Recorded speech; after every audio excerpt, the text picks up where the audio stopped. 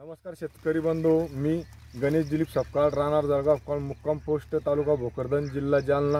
आणि माझे काका विश्वास रंगनाथ सपकाळ, हल्ली मुक्काम जळगाव सपकाळ। या ठिकाणी आम्ही शिमला मिरचीचे प्लॉट लावलेला होता। मागेही आम्ही तिकडे 3 प्लॉट उपटून फेकलेले आहे आणि आता हा 4था प्लॉट उपटण्याचा पाळी आलेली आहे। काय याचे कारण नेमके आम्हालाही समजेना।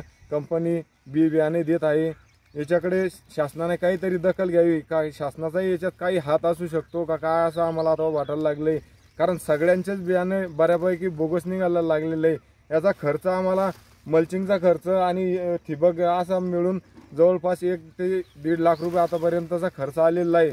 नेमके आता हे खर्च आमचं वाटोळे झालेलं आहे। याच्याकडे कोण लक्ष देईन? याच्याकडे अधिकारी वर्ग सुद्धा लक्ष देईनात।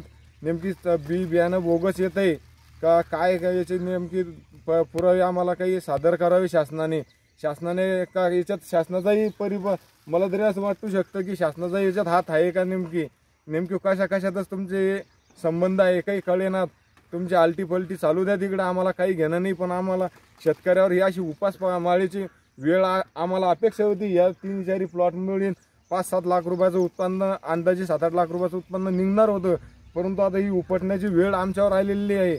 तरी माझी कळकळीची विनंती आहे की याच्याकडे लक्ष द्यावे, नाहीतर अन्यथा शेतकऱ्यांना आपल्या फाशीमार हीच चालूच असते। कारण हे असे बोगस बियाणे, खते, औषधी असल्यामुळे ही उपासमारीच पारी आलेली आहे असं मला 100% वाटतं। बोगस बी बियाण्याची प्रशासनाने दखल घ्यावी। या ठिकाणी आमचे जसे प्लॉट खराब झालेले, दुसऱ्याही ठिकाणी असे प्लॉट खराब झाले असेल तर प्रशासनाने जे हे बियाणे ज्यांनी दिलेले यांच्यावर कडक कारवाई करावी, नसता आम्ही रस्त्यावरती उतरून कडक आंदोलन करण्यात येईल, ही प्रशासनाला माझी विनंती आहे।